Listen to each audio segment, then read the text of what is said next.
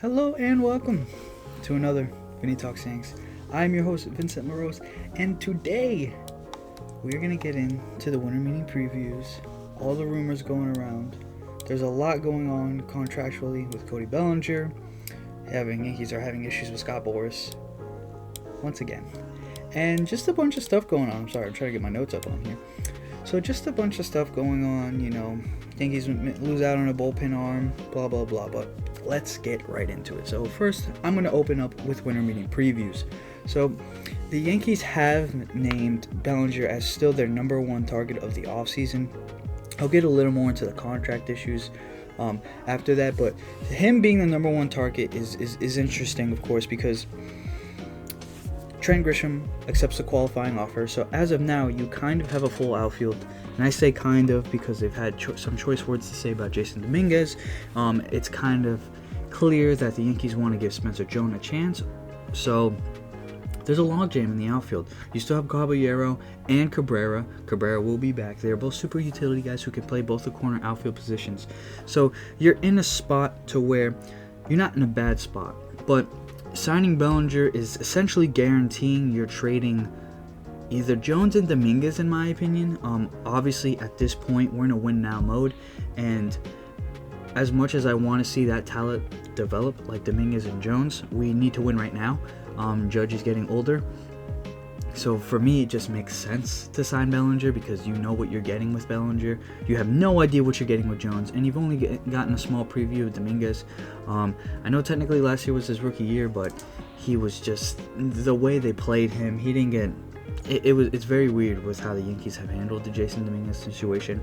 I know the defense was atrocious, and I completely understand the worry about putting him in left field, but at that point, you got to figure out what you're going to do with him because you don't have room for a DH. You're not going to put him in center or right field. Judge is taking right field up unless, you work something out with him. I don't know, but he's got to work on the defense, obviously. So that's the situation that Bellinger puts him in. Like I said, I'll get into the contract stuff later. The Yankees have also stated number 2 on their list is another starting pitcher. In my opinion, I believe they want to get a starting pitcher because they want to move Heel to the bullpen once Rodon comes back. And then it puts them in a little bit of a weird situation. So as of right now, how it stands, the starting rotation to start the year will be Max Fried, 1, and then kind of a mix-up of the rest. You have Schlittler, Heel, Warren, and Yarborough. As of now, Yarborough is in the starting rotation. We don't have any more starters. You're waiting for 3 guys to come back, that being Cole, Rodon, and Schmidt. Cole is going to be back sometime, probably late May,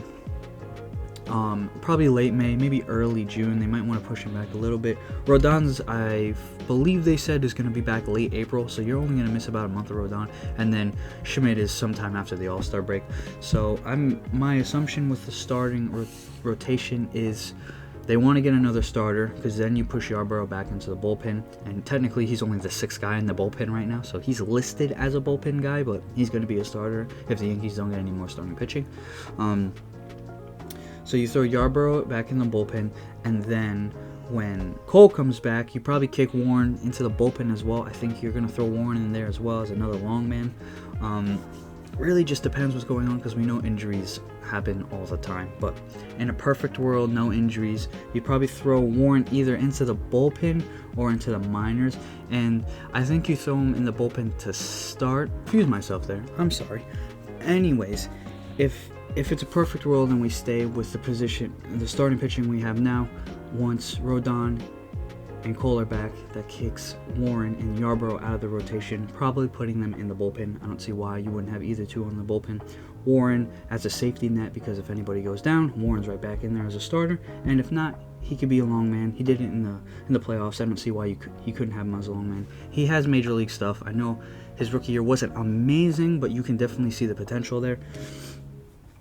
And then the situation we get into if we sign another starting pitcher, I believe it's Tuitsuya Imai from the MPP. I always get his first name wrong. I know his last name is Imai though. He's the number one target as of now. He has had some interesting quotes about playing against the Dodgers and not wanting to play with the Dodgers. So I believe if you sign him, you probably put him in at your 5, maybe your 4, maybe you put Schlittler as the 5, but you put him there, and then I think at that point they're going to really try to make Heel a guy, like a dominant guy out of the bullpen. He has the stuff for it. We saw last year his velocity went down a little bit, and it was said because he was getting hurt so much and he wants to stay on the mound. The same scenario Cole did right before he got Tommy John, where it wasn't max effort until absolutely needed, which I believe is the right way to go. I believe that's a way to avoid injuries for a lot of these pitchers.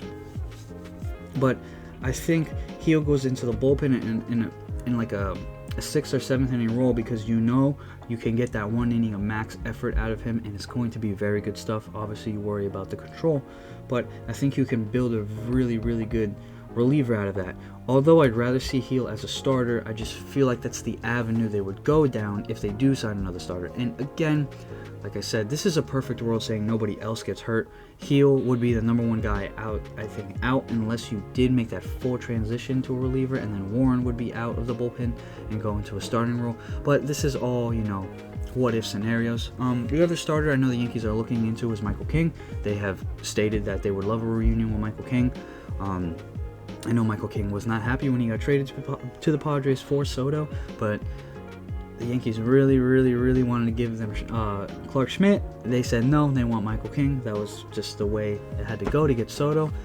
Honestly, in my opinion, although we didn't re-sign Soto, it was the right move. That's the right decision. And it might come back to bite the Yankees in these negotiations, but I don't see why. I feel like King fit well in New York.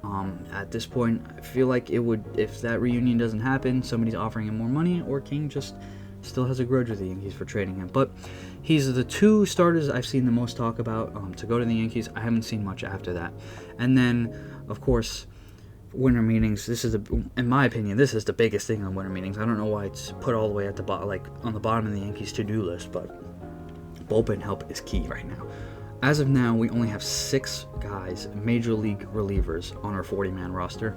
Obviously, there's relievers in AAA and in the minors and stuff, but legit major league experience. And the good news is, it's Brent Hedrick. It's Yarborough's technically listed as 1, so we only have 5 as of right now. But it's Hedrick, Bednar, Bird, Duvall, Tim Hill, and I believe there's somebody else I'm forgetting. I know they non-tenured everybody else. So guys like that, those are all good guys out of the bullpen. So we have a strong little core right there. I think if you get Duvall right and you get Bird right, what the Yankees have seen from them in the past, they're very good on the back end of the bullpen. I would still like to see, maybe they pursue somebody like Robert Suarez, or even Edwin Diaz. Edwin Diaz seems kind of unrealistic to me. He's going to be so much money, it would make no sense for the Yankees to go after him, especially after all the house quotes about the Yankees not making a profit, and he went on ESPN again and said he can't afford all these players, blah blah blah. I think the route the Yankees are going to go with the bullpen is I think they trust their back end. I think they trust Tim Hill. They definitely trust Bednar. Bednar was amazing last year. I feel like they believe they can get Duvall right, which would put the Yankees in a very good spot. I feel like they could get Bird right. Brent Hedrick showed us a lot last year. I know a lot of you guys might not remember, but he is a very good left-handed guy out of the bullpen. Even from what I saw of him, I was quite surprised last year, but he got hurt. He's another good arm out of that bullpen. They non-tenured Hamilton, Scott, Cousins, Mark Leiter Jr. They also non-tenured somebody else. I don't remember his name. And we still have, I'm sorry, I'm forgetting his name. There's one more guy out of the bullpen. I'm blanking on his name right now. He's the Dominican guy. I'm sorry. He has that three quarters. He got hurt last year as well. I do not remember his name. I'm not going to look it up because there's a lot to talk about. But the Yankees need to work on the bullpen. They need to get 2 or 3 more guys to really fill that bullpen out. And Pablo. Never mind. I'm not going to keep thinking about it. But they need to fill that bullpen out and really mesh it together, because the bullpen hurt us bad last year, and they know that. So we lose out on Devin Williams and that, but I would be very upset with the Yankees for paying that man $51 million. That was a horrifically bad contract for the Mets. But, the Mets do what the Mets do. They sign guys for way too much money, barely make the playoffs, don't make the playoffs, and lose money, apparently. As the MLB has said, the Mets are losing a ton of money, so interesting. But Steve Cohen, Uncle Stevie, has got that covered. He ain't worried about no money, so that is pretty much the preview I have for the winter meetings. So we're going to get right into the Bellinger contract issues. And obviously Scott Boras is a problem for MLB owners. And before I get into this, I want to say I'm all and 100% for players getting their money, man. I believe every player deserves to get paid and paid well. They're making these owners millions of dollars, hand over fist. Regardless of what the expenses are, they're making them a ton of money. And I feel like for a very long time, players were not getting paid what they should have been getting paid based on the revenue their team was making off of that said player. But there is a point where it gets ridiculous. Shohei Ohtani is $700 million, and at first when that contract was signed, I was like, $700 million is way too much. Dodgers have even come out themselves and said all that money has already been made back just by merch sales, just by jersey sales, just by memorabilia sales, just by the Japanese market tapping into the Dodgers because of what they're doing over there in LA. And as much as I hate the Dodgers, that was the right move. They got 2 World Series out of it. They made a ton of money. The Dodgers are winning baseball right now. They're the best team in baseball, the most recognizable team in baseball. They're the team that spends a lot of money, but spends it the smartest. And you can hate them all they want for the deferred money. I had no issue with it until I heard that the Yankees were not allowed to defer Judge's contract.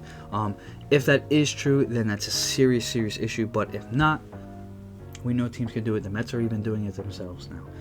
They did it with Devin Williams' contract. So,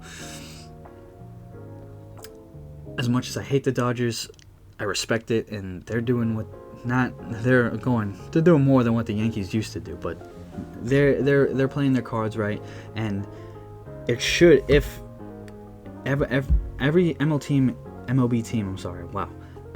team should be allowed to do that.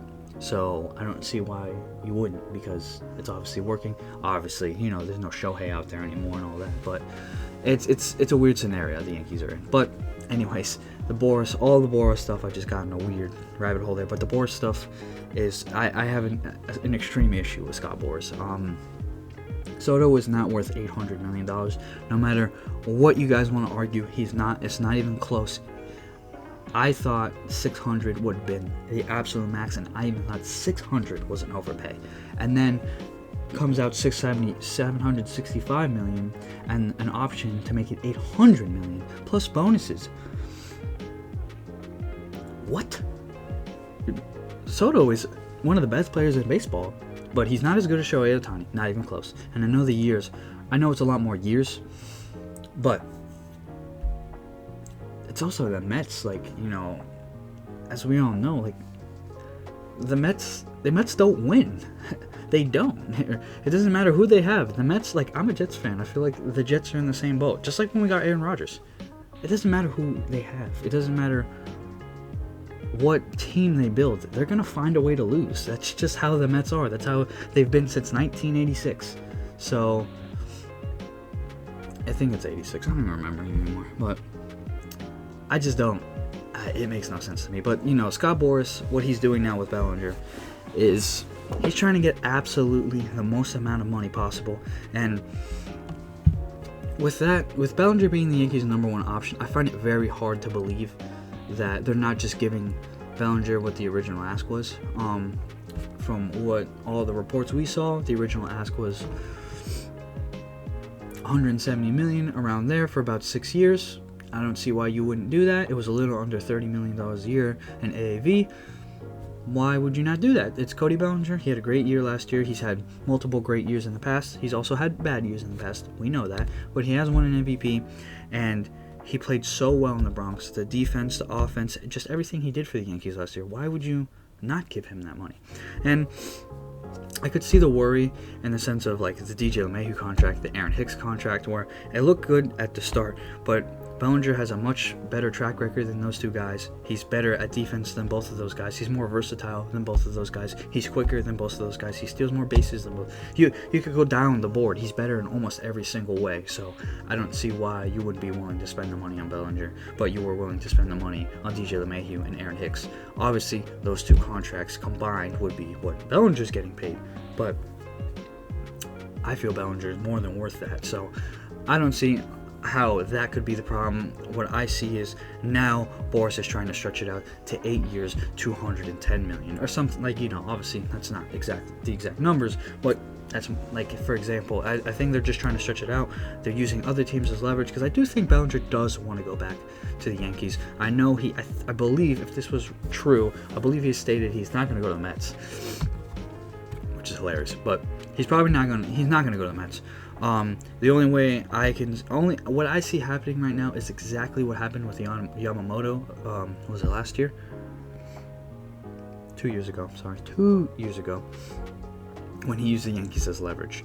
And I could see Bellinger doing the opposite with the Dodgers, or he simply could just want to go back to the Dodgers. Who knows? But I think he's using both teams as leverage to get more money and more years back and forth.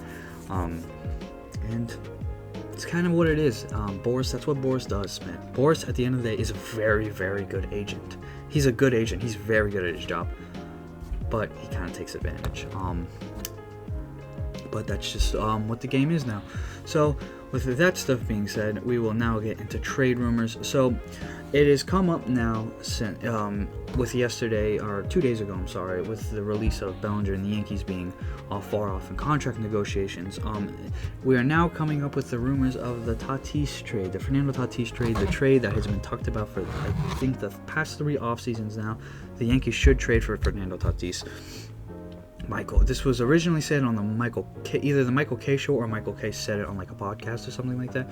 Michael Kay said the Yankees should be very interested in trading for Fernando Tatis if they lose out on Bellinger. But it is being said now that the Yankees are interested in talking with the Padres for a possible Fernando Tatis trade, and that's where I see Jason Dominguez coming in.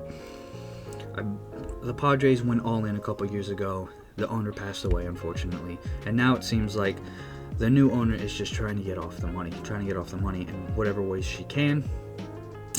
That's what came with the Juan Soto trade, and they are still looking for free agents, but I think they're on the in-between now, where if they're going to get something in return that's worth it, they will trade Fernando Tatis Jr., and that's where I think Jason Dominguez comes in.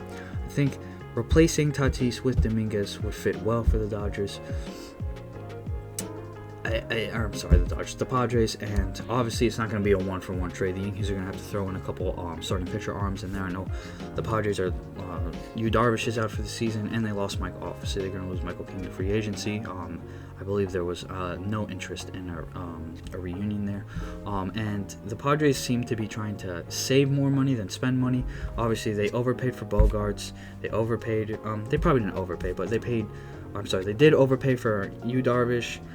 They gave Tatis a bunch of money. They gave Machado a bunch of money, and they still have a couple huge contracts in there. They're one of the highest payrolls in baseball as it is, and to be honest, they're not a team that's going to beat the Dodgers. I think they're well aware of that now.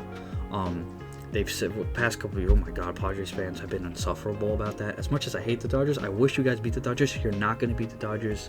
It's quite obvious. So I think it wouldn't be a bad opportunity now for the Padres to get off a lot of that money, get prospects in return, and build for years to come. Hopefully, Shohei Ohtani can stop being a superhuman, and as Freddie Freeman and Mookie Betts get older, those guys get older, then the Padres can swoop in with their younger guys in their prime at that time, and maybe take a division against the Dodgers, although I highly doubt it. But I feel like that's the only way the Padres can go at this point. They have a ton of money on the books. That team, that roster, they lost Robert Suarez, they are losing a decent amount this year to injury as well. Darvish is out for the season. Robert Suarez came off the books. Michael King came off the books. You lost, 2 starters down. Your closers down. aging. Guy's aging. Bogarts is aging. Machado's still great, but he's aging. So it wouldn't surprise me if they traded Tatis. Basically, that's where I'm getting at there. The Yankees are going to have to give up a lot, though. It's not going to be as much as Soto, but definitely like one of our top prospects, Dominguez, Lombard Jr., or I don't think Lombard Jr. because they got Bogarts on for a long time, but Dominguez or Jones, or in that scenario, could even be both, to be honest. And I'm all for it, man. We need another right-handed bat in the lineup. Tatis defensively is very good. I know he's originally a shortstop, so he has his weird blunders in right field, but he has a cannon for an arm, and he plays good defense. I definitely see the worry with the injuries, though. He does get hurt a lot, and he has gotten hurt a lot in his career, so I understand that. And, of course, you have the PED stuff,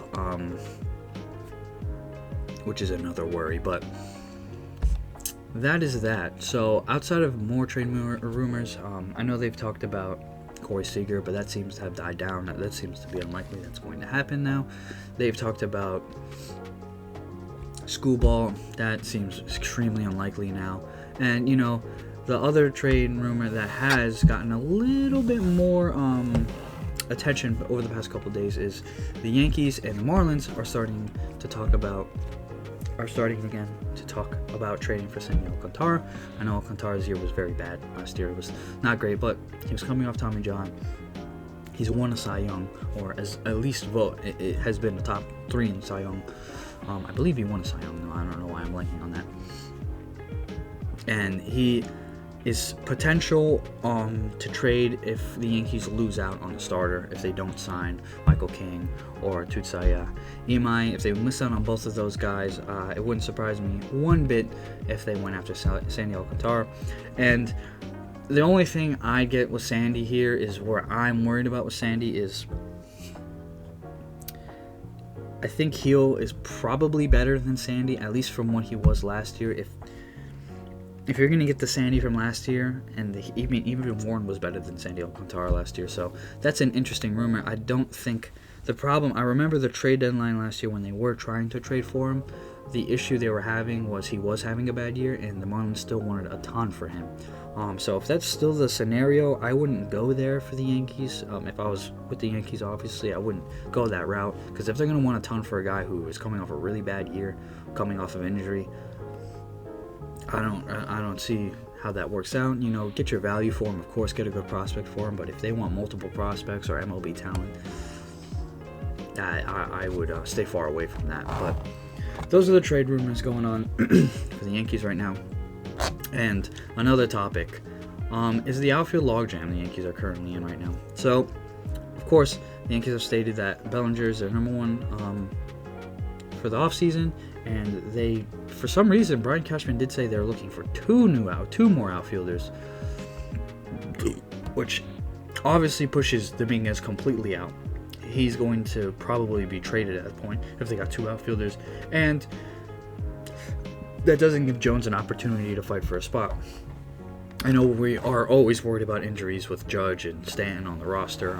Judge has been obviously much better over the past couple of years, but Stanton, it gets hurt every single season. We know he's going to get hurt, so that's interesting to go about it. As of now, where it stands, we have Judge, Grisham,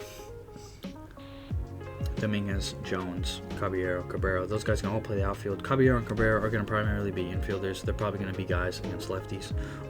Take McMahon or Jazz out the lineup for a day. Caballero's going to probably be the starting shortstop to start the season. It's possible they could put Cabrera in that spot depending on the spring training, depending on how everything goes. Cabrera is also a very good option at shortstop. Hold on, no. MLB notification. I'm on top of that right now. So all those are very possible, but they have 4 outfielders as it is right now. They're looking to add 1 more, and they said they wanted to add 2 more. So that, again, in my opinion, that completely pushes Dominguez out. You can keep Jones in the minors for probably another season, but that's really pushing it with him. You got to bring him out at some point.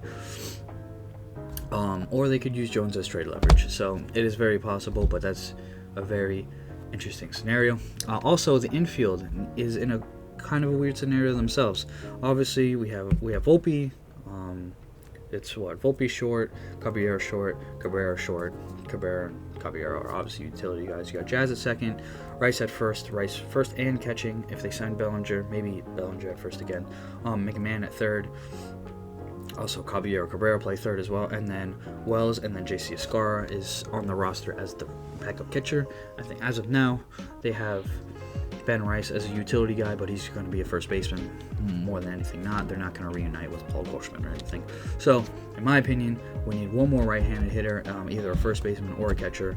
Either or. I like what J.C. Escarra did. Love his story, but we have too many lefties. That's just the truth at the end of the day. So, really getting J.C. Escarra in is just going to give Austin Wells rest at the end of the day. So they need a right-handed hitting catcher. They need to. Even a first baseman I'd be okay with.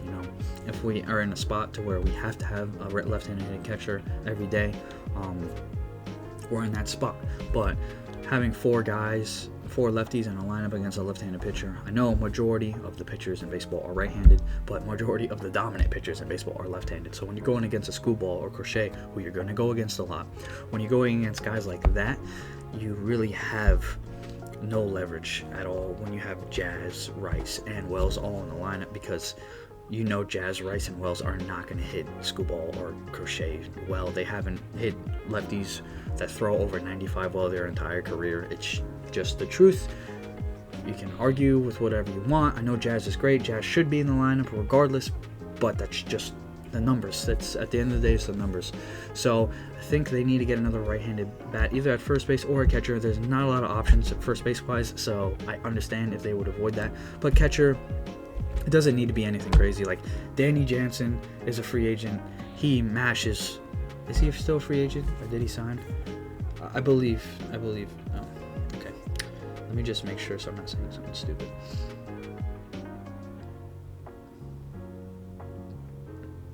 He is a free agent as of now.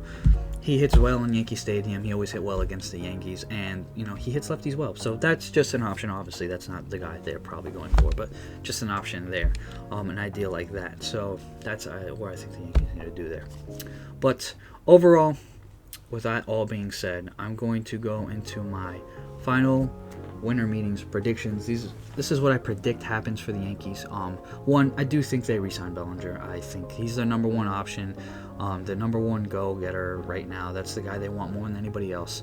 I think they're willing to overpay for Bellinger, and it's likely going to be an overpay. Instead of 6 years, you might see 7 years in there. At like $200 million, $30 million more. You just add it to the end of the season, blah blah blah. Because if they did 200 for 7 years, you're still sitting at under 30 million AAV, and I think the Yankees, that's really where they want to be at. I don't think they want to be 30 plus. They don't have a ton of money left available. I think they're sitting at 278 right now, 277. Hal said he doesn't want to spend more than 300, but also said it's unrealistic to expect us to spend less than 300. So he's like contradicting himself. But I do think Bellinger is going to come back. I also do think they are going to pick up either Imai or Michael King. I think they kind of have to. I think it would also help the bullpen to pick up a starter, because then you could throw your guys in the bullpen, especially when Cole and Rodon come back. So I think that is definitely one of the two.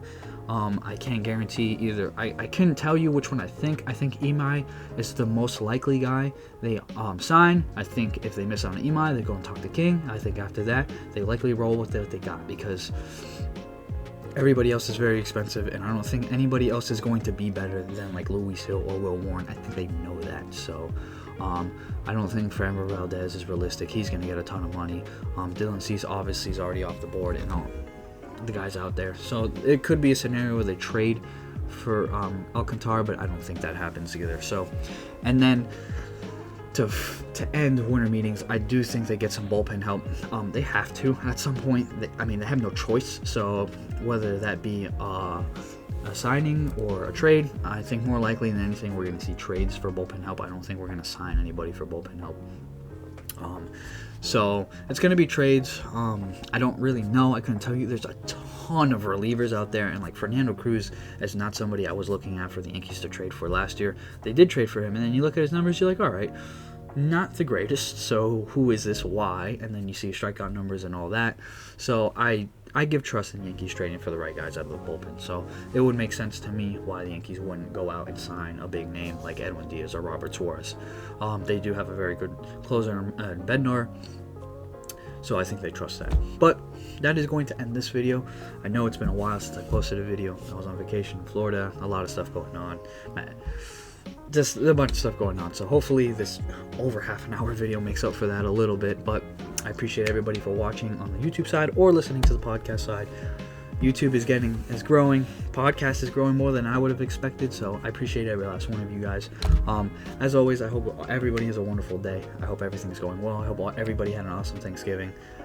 I love my Thanksgiving, so one of the best holidays in my opinion. So I hope everybody enjoyed their Thanksgiving. I know I have a lot of people that aren't American, so I hope you just had a good weekend at that point then. And then, of course, as always, go Yankees.